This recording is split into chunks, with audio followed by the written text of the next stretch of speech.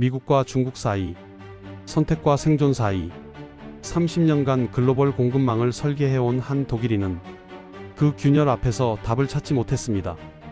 중국은 제재 대상이 되었고, 일본은 너무 느렸고, 미국은 생산 능력이 부족했습니다. 그때 누군가 물었습니다. 한국은 어떻습니까? 그는 몰랐습니다. 한국이 선택지가 아니라 유일한 해답이 될 줄은, 강대국이 아니었기에 모든 기준을 배워야 했던 나라, 어느 편에도 서지 않았기에 모두가 건너올 수 있는 다리가 된 나라. 이것은 보이지 않는 힘에 관한 이야기입니다. 제 이름은 마르틴 슈테판입니다. 올해 52살이고 독일 바이에른주 민헨 출신입니다. 지난 30년간 글로벌 제조업 공급망 분야에서 일했습니다. 현재는 유럽계 대형 제조기업의 공급망 및 전략 담당 부사장으로 일하고 있습니다. 2018년 가을, 저는 민헨 본사 회의실에 앉아 있었습니다. 창밖으로 보이는 알프스 자락은 평온했지만 회의실 안은 그렇지 않았습니다. 스크린에는 우리 회사가 지난 20년간 구축한 글로벌 공급망 지도가 떠 있었고, 그 위에 빨간 선들이 하나씩 그어지고 있었습니다. 미국이 중국 기술 기업에 대한 수출 통제를 발표한 직후였습니다. 중국 공급업체와의 계약을 재검토해야 합니다. 누군가 말했습니다. 미국 시장을 포기할 순 없습니다. 다른 누군가가 반박했습니다. 저는 그 순간 30년 산업 경력 중 가장 이상한 감각을 느꼈습니다. 세계가 물리적으로 둘로 나뉘고 있다는 느낌이었습니다. 기술이 아니라 정치가, 효율이 아니라 진영이 공급망을 결정하기 시작했습니다. 저는 2005년부터 중국 선전에서 근무했습니다. 당시 중국은 세계의 공장이었고, 우리는 그 속도와 규모에 매료되어 있었습니다. 2012년엔 일본 도쿄로 옮겨 정밀 부품 협력사들과 일했습니다. 일본의 장인 정신과 품질은 여전히 경이로웠습니다. 2015년부터는 미국 서부 지역에서 첨단 기술 파트너십을 담당했습니다. 실리콘밸리의 혁신 속도는 압도적이었습니다. 하지만 2018년 이후 이 모든 것이 흔들리기 시작했습니다. 중국은 여전히 강력했지만 미국 시장에 납품하려면 위험 요소가 되었습니다. 일본은 신뢰할 수 있었지만 대규모 증설엔 시간이 너무 오래 걸렸습니다. 미국은 기술 표준을 제시했지만 생산 능력은 제한적이었습니다. 우리는 갇혔습니다. 그리고 그 회의실에서 처음으로 한 이름이 등장했습니다. 한국은 어떻습니까? 공급망 분석팀 소속 젊은 동료가 조심스럽게 물었습니다. 솔직히 말하면 저는 그 순간까지 한국을 전략적 파트너로 진지하게 고려해 본 적이 없었습니다. 한국 기업들이 반도체와 디스플레이 분야에서 강하다는 건 알았습니다.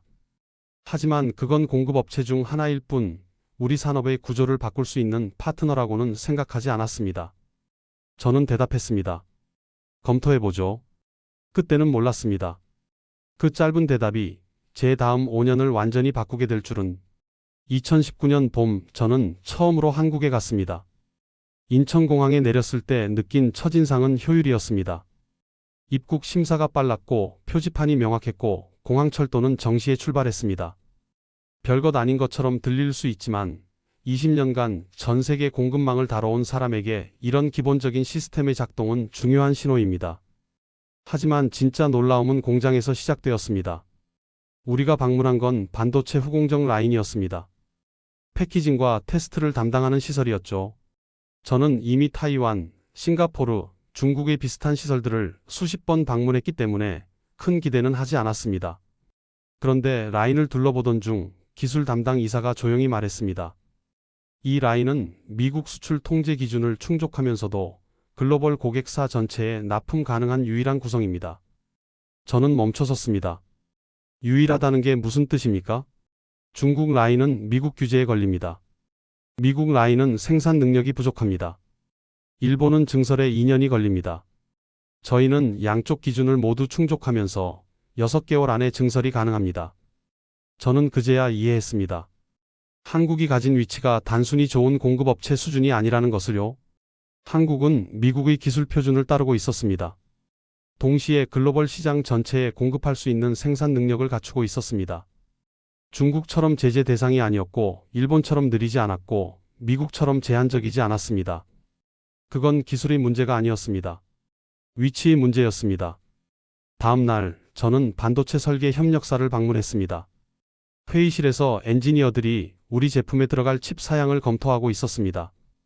그들은 미국 설계 툴을 사용했고 유럽 품질 표준을 이해했고 아시아 생산 속도를 구현할 수 있었습니다. 한 엔지니어가 말했습니다. 고객사마다 요구가 다릅니다. 미국 고객은 보안을, 중국 고객은 속도를, 유럽 고객은 안정성을 원합니다. 저희는 그걸 모두 이해합니다. 저는 조용히 물었습니다. 왜 가능한 겁니까? 그가 잠시 생각하더니 대답했습니다. 우린 선택할 수 없었으니까요. 내수 시장이 작아서 처음부터 세계를 상대해야 했습니다. 미국 기준, 유럽 기준, 아시아 속도 다 맞춰야 살아남을 수 있었습니다. 그 말이 오래 남았습니다. 한국은 강해서가 아니라 선택지가 없어서 모든 기준을 배웠다는 것. 그리고 그것이 지금 세계가 둘로 갈라지는 순간에 가장 필요한 능력이 되었다는 것. 2019년 말 저는 본사 이사회에 보고했습니다. 한국 반도체 파트너십 없이는 우리 제품 로드맵 자체가 성립하지 않습니다. 그건 과장이 아니었습니다. 사실이었습니다. 2020년 세계는 멈췄습니다. 코로나19 팬데믹으로 공장들이 폐쇄되고 국경이 닫혔습니다. 우리 회사가 추진하던 전기차 부품 전환 프로젝트도 중단 위기에 처했습니다. 특히 배터리 공급망은 완전히 혼란에 빠졌습니다. 당시 우리는 세 가지 선택지를 검토하고 있었습니다. 첫 번째는 중국이었습니다. 중국은 배터리 원자재 가공과 셀 생산에서 압도적인 점유율을 가지고 있었습니다. 가격도 경쟁력이 있었죠. 하지만 미국과 유럽 정부는 중국 배터리에 대한 의존도를 낮추라는 압박을 강화하고 있었습니다. 두 번째는 일본이었습니다. 일본 기업들은 배터리 기술의 선구자였고 품질도 확실했습니다. 하지만 양산 속도에서 한계가 있었고 차세대 화학 구조로의 전환에 보수적이었습니다. 세 번째가 한국이었습니다. 저는 2020년 여름 코로나 격리 규정을 통과해 다시 한국을 방문했습니다. 이번엔 배터리 공장이었습니다. 방역복을 입고 공장에 들어갔을 때 라인은 멈추지 않고 돌아가고 있었습니다. 생산 책임자가 설명했습니다. 3교대를 4교대로 전환했습니다. 감염 리스크를 분산하면서 생산을 유지하기 위해서입니다. 협력사와 기숙사형 거주 시스템을 구축했고 매일 검사를 진행합니다. 저는 물었습니다. 언제부터 준비했습니까? 2월부터입니다. 중국 우한 상황을 보고 바로 매뉴얼을 만들었습니다. 그건 단순히 대응이 빨랐다는 게 아니었습니다. 위기를 예측하고 시스템을 바꾸고 현장을 지킨다는 의지의 문제였습니다. 다음 주 저는 다른 한국 배터리 기업의 연구소를 방문했습니다. 그곳에서 차세대 배터리 샘플을 테스트하고 있었습니다. 엔지니어가 말했습니다. 유럽 완성차 업체들이 요구하는 에너지 밀도, 미국이 요구하는 안전 기준, 아시아 시장이 원하는 충전 속도 이 세 가지를 동시에 만족시키는 셀을 개발 중입니다. 저는 놀라서 물었습니다. 그게 가능합니까? 해야 합니다. 고객사가 세계 대륙에 걸쳐 있으니까요. 또다시 같은 패턴이었습니다. 선택이 아니라 필수. 모든 기준을 충족해야 살아남는 구조. 하지만 진짜 결정적인 순간은 따로 있었습니다. 2020년 10월 우리 프로젝트에 심각한 문제가 생겼습니다. 배터리 팩 설계에서 열 관리 이슈가 발견된 겁니다. 유럽에서 겨울 테스트 중 성능 저하가 예상보다 컸습니다. 출시 일정을 맞추려면 3개월 안에 해결해야 했습니다. 저는 한국 파트너사 CTO에게 전화했습니다. 상황을 설명하고 해결 가능성을 물었습니다. 그는 잠시 침묵하더니 말했습니다. 팀을 보내주십시오. 저희 연구소에서 같이 일합시다. 하지만 시간이 압니다. 그래서 지금 결정해야 합니다. 2주 후 우리 엔지니어 4명이 한국에 도착했습니다. 격리 기간 동안 화상으로 사전 미팅을 진행했고 격리가 끝나자마자 연구소로 갔습니다. 그곳에서 한국 엔지니어 12명이 기다리고 있었습니다. 그들은 밤낮 없이 일했습니다. 온도 센서 배치를 재설계하고 냉각 알고리즘을 수정하고 실시간으로 테스트를 반복했습니다. 우리 팀이 지치면 한국 팀이 이어받았습니다. 문제가 생기면 즉시 라인을 열어서 확인했습니다. 45일 만에 문제가 해결되었습니다. 프로젝트 리더였던 우리 쪽 엔지니어가 귀국 후 제게 말했습니다. 마르틴, 저건 기술 수준의 문제가 아니었어요. 그럼 뭡니까?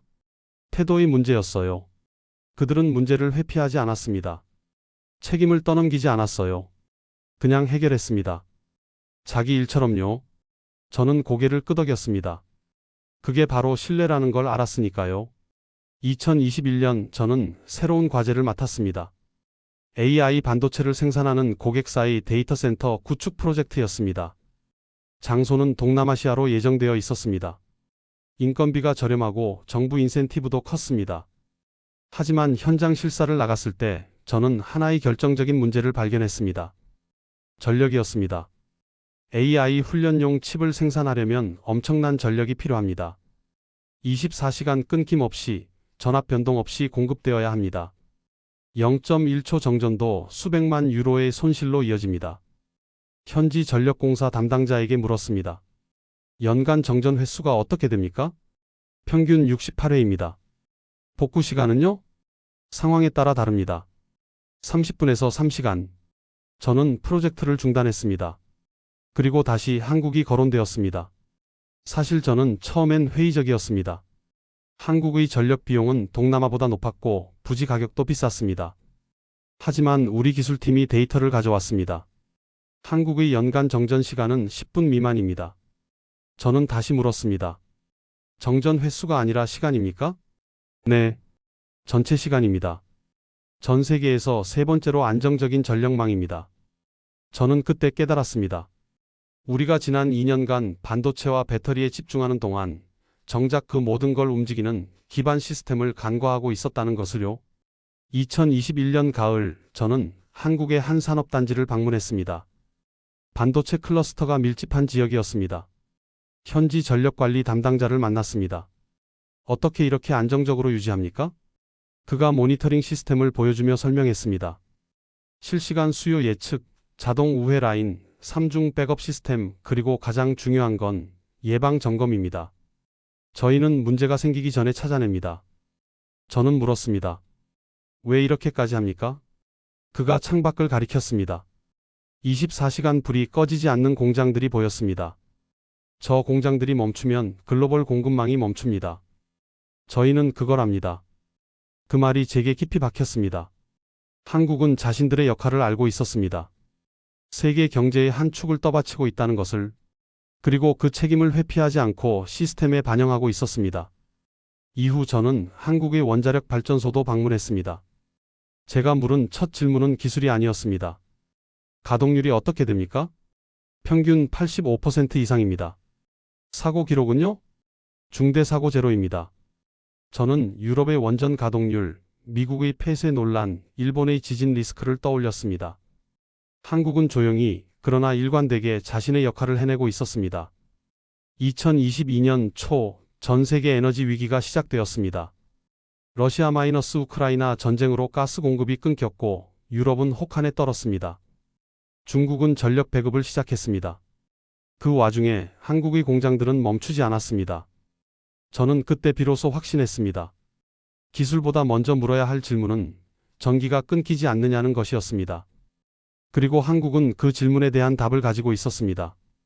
2022년 11월 저는 인생에서 가장 긴 밤을 보냈습니다. 우리 회사의 핵심 프로젝트였던 차세대 서버용 칩 양산이 시작될 예정이었습니다. 고객사는 글로벌 클라우드 기업이었고 첫 납품 일정은 절대적이었습니다. 지연되면 위약금만 수천만 유로였습니다. 모든 준비는 끝났습니다. 한국의 협력사 공장에서 첫 양산 라인이 가동될 예정이었습니다. 그런데 출발 48시간 전 문제가 터졌습니다. 핵심 부품 중 하나인 특수기판에서 미세 균열이 발견된 겁니다. 테스트 단계에선 나타나지 않았던 문제였습니다. 양산 속도에서만 발생하는 응력 문제였습니다. 한국 시간으로 오후 6시, 독일 시간으로 오전 11시였습니다. 긴급 화상회의가 소집되었습니다. 한국 협력사 임원진, 우리 본사 기술팀, 고객사 담당자까지 20명이 넘는 사람들이 접속했습니다. 상황은 명확했습니다. 이 문제를 해결하지 못하면 프로젝트는 최소 3개월 지연됩니다. 고객을 잃을 수도 있었습니다. 회의는 2시간 동안 계속되었습니다. 원인 분석, 해결 방안, 필요한 시간 모든 게 논의되었습니다. 하지만 결론은 나오지 않았습니다. 유럽팀은 신중한 재설계를 주장했습니다. 고객사는 일정 준수를 요구했습니다. 그때 한국 쪽 공장장이 말했습니다. 라인을 열겠습니다. 지금 말입니까? 네. 지금 당장 문제를 확인해야 합니다. 이론으론 안 됩니다. 그는 즉시 현장팀을 소집했습니다. 화면에 공장 내부가 떠올랐습니다. 엔지니어들이 방진복을 입고 라인으로 들어가고 있었습니다. 저는 시계를 봤습니다. 한국은 밤 10시였습니다. 그들은 밤새 일했습니다. 기판을 하나하나 분해하고 현미경으로 균열을 분석하고 온도와 압력 데이터를 실시간으로 검토했습니다. 화상회의는 끊기지 않았습니다. 독일 팀도 미국 고객사도 모두 접속한 채로 기다렸습니다. 새벽 3시 한국 팀이 원인을 찾아냈습니다. 경화 시간이 0.3초 부족합니다. 속도를 맞추려다 생긴 문제입니다. 해결책은요? 온도를 2도 올리고 컨베이어 속도를 7% 낮춥니다. 양산 효율은 5% 떨어지지만 품질은 보장됩니다. 고객사 담당자가 물었습니다. 검증은 어떻게 합니까? 한국 공장장이 대답했습니다. 지금 바로 테스트하겠습니다. 그들은 즉시 라인 설정을 바꿨습니다.